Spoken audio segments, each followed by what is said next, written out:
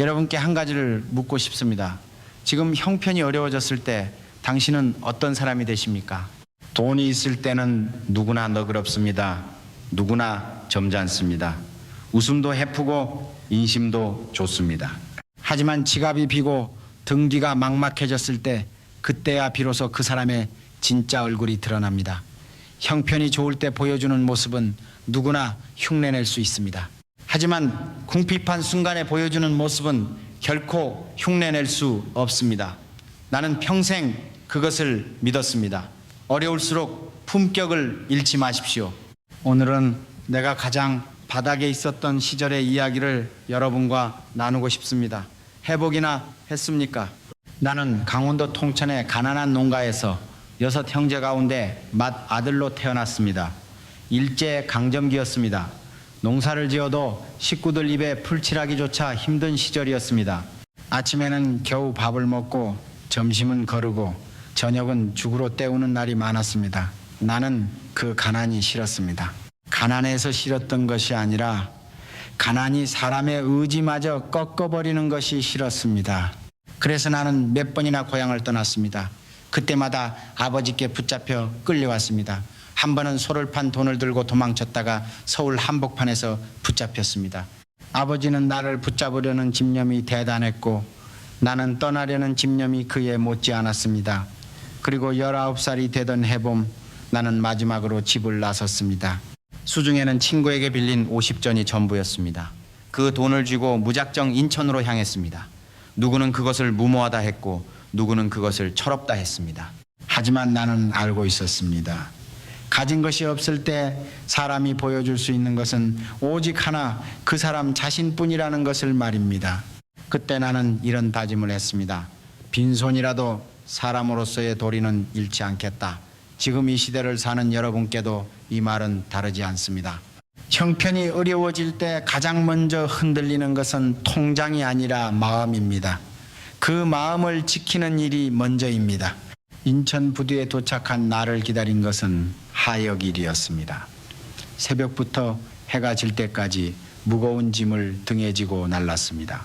손바닥이 갈라지고 어깨가 짓눌렸습니다. 하루 종일 일해도 겨우 입에 풀칠할 정도의 돈이었습니다. 어떤 날은 이삿짐을 날랐고 어떤 날은 곡물을 날랐습니다. 죽을 둥 살 둥 일을 해도 늘 배가 고팠습니다.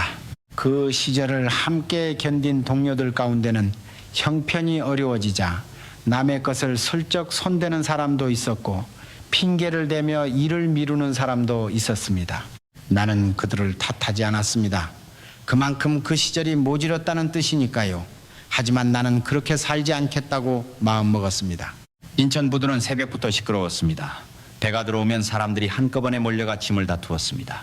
힘이 약하면 좋은 짐을 차지하지 못했고 좋은 짐을 차지하지 못하면 그날 벌이가 시원치 않았습니다. 나는 몸이 크지도 않았고 힘이 세지도 않았습니다. 그래서 남들이 꺼리는 무거운 곡물 가마니를 먼저 짊어졌습니다. 다른 사람이 한 번 쉬는 사이 나는 한 번 더 날랐습니다. 그렇게라도 해야 겨우 밥값을 벌었습니다. 밤이 되면 노동자들과 함께 합숙소에 들어가 잠을 청했습니다. 그런데 그 방에는 빈대가 들끓었습니다. 처음에는 견딜만 했습니다. 하지만 빈대는 밤마다 더 기승을 부렸습니다. 나는 긴 탁자를 가져다 놓고 그 위에 올라가 잠을 청했습니다. 그래도 빈대는 탁자 다리를 타고 기어 올라왔습니다. 이번에는 냄비에 물을 받아 탁자 다리를 담가 놓았습니다. 그러자 빈대는 포기하지 않고 벽을 타고 천장으로 올라가 거기서 나를 향해 뛰어내렸습니다. 그 순간 나는 작은 벌레에게서 큰 가르침을 얻었습니다. 살아남기 위해 끝까지 방법을 바꾸는 그 끈기 말입니다. 살다가 한 가지 방법이 막히면 다른 방법을 찾으면 됩니다. 포기하지 않는 것이야말로 가장 큰 무기입니다. 그렇게 첫 번째 가르침을 얻었습니다. 그러나 진짜 가르침은 그 다음에 왔습니다. 이제 내가 그 누추한 시절에서 정말로 지켜낸 것이 무엇이었는지 말씀드리겠습니다. 부두에서 일하다 보면 멸시를 당하는 일도 적지 않았습니다. 짐주인이 함부로 말을 던질 때도 있었고 동료들 사이에서도 험한 말이 오갈 때가 많았습니다. 가난한 처지에 놓이면 사람들은 쉽게 나를 하찮게 대했습니다. 그럴 때마다 나는 똑같이 거칠게 맞서지 않았습니다. 상대가 나를 하찮게 대한다고 해서 내가 정말 하찮은 사람이 되는 것은 아니라고 생각했습니다. 나를 어떻게 대하는가는 상대의 몫이지만 내가 어떤 사람으로 남는가는 나의 몫이었습니다. 내가 그 시절에서 정말로 얻은 것은 끈기만이 아니었습니다. 나는 그 누추한 합숙소에서도 잃지 않은 것이 있었습니다. 새벽이면 찬물로 몸을 씻었고 옷은 헤어졌어도 단정히 입었습니다. 동료의 몫을 탐하지 않았고 일을 미루지 않았습니다. 누가 보든 보지 않든 맡은 일은 끝까지 해냈습니다. 가진 것은 없었지만 사람으로서 지킬 것은 지켰습니다. 여러분, 사람이 무너지는 것은 가난해서가 아닙니다. 가난해졌다고 해서 스스로를 함부로 대하는 그 순간 사람은 비로소 무너지는 것입니다. 가난은 견딜 수 있습니다. 그러나 가난을 핑계로 무너진 태도는 평생을 따라다닙니다. 나는 인천 부두에서 그것을 깨달았습니다. 품격이란 풍요로울 때 보여주는 여유가 아니라 궁핍할 때도 지켜내는 어떤 마지노선입니다. 그렇게 부두에서 등짐을 졌습니다. 옛 성령께서도 군자는 공궁해도 그 뜻을 잃지 않는다고 하셨습니다. 형편이 어려워지면 사람의 본바탕이 흔들리기 마련이지만 정말로 단단한 사람은 그 흔들림 속에서도 자기 자리를 지킵니다.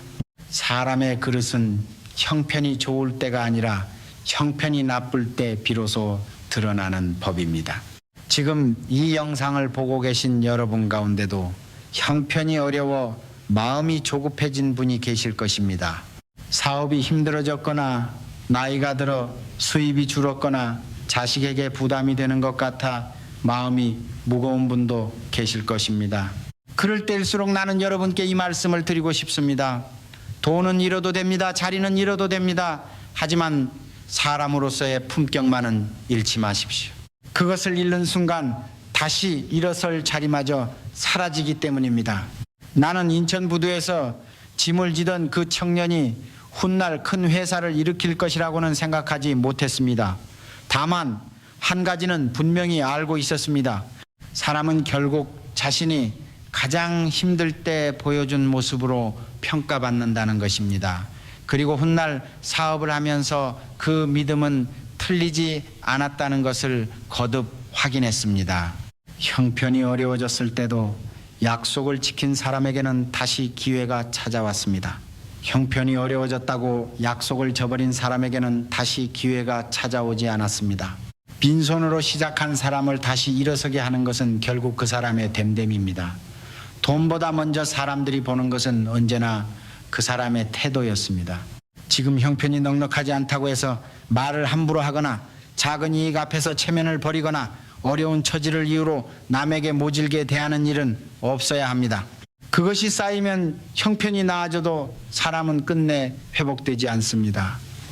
반대로 어려운 시절에도 품격을 지킨 사람은 형편이 풀리는 순간 가장 먼저 인정받습니다.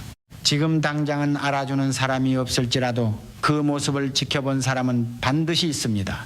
요즘은 사람의 형편이 화면 너머로도 쉽게 드러나는 시대라고 들었습니다. 누군가는 어려운 처지에 놓이면 화면 속에서 거친 말을 쏟아내기도 하고 누군가는 같은 처지에서도 끝까지 예의를 지킨다고 합니다. 시대가 바뀌어도 사람의 본바탕이 드러나는 방식은 크게 다르지 않은 듯합니다. 형편이 어려울 때 어떤 말을 쓰고 어떤 태도를 보이는가, 그것이 결국 그 사람을 말해줍니다. 나이가 들어 형편이 예전 같지 않다고 느끼는 분들이 많습니다. 자식들 보기에 면목이 없다고 생각하는 분들도 계실 것입니다. 직장에서 물러나고 나니 자신이 작아진 것 같다고 느끼는 분들도 계실 것입니다. 평생 누군가를 책임지던 사람이 이제는 누군가에게 도움을 받아야 하는 처지가 되었다고 느낄 때 그 상실감은 결코 가볍지 않을 것입니다. 하지만 여러분, 지금 이 순간에도 여러분이 지킬 수 있는 것이 있습니다. 말을 함부로 하지 않는 것, 작은 약속이라도 지키는 것, 사소한 일에도 정직한 것, 형편이 어려운 사람에게 더 따뜻하게 대하는 것, 그것이면 충분합니다. 그것이 바로 품격입니다. 품격은 돈으로 사는 것이 아니라 형편이 어려울 때 스스로 지켜내는 것입니다. 그리고 그 품격은 형편이 아무리 나빠져도 누구도 빼앗아갈 수 없는 당신만의 것입니다. 나는 평생 가난과 위기를 수없이 겪었습니다. 사업이 망할 뻔한 적도 있었고 빈손으로 다시 시작해야 했던 적도 있었습니다. 빌린 돈을 갚지 못해 집안의 살림살이를 내놓아야 했던 시절도 있었습니다. 그러나 단 한 번도 그 가난을 이유로 사람의 도리를 저버린 적은 없습니다.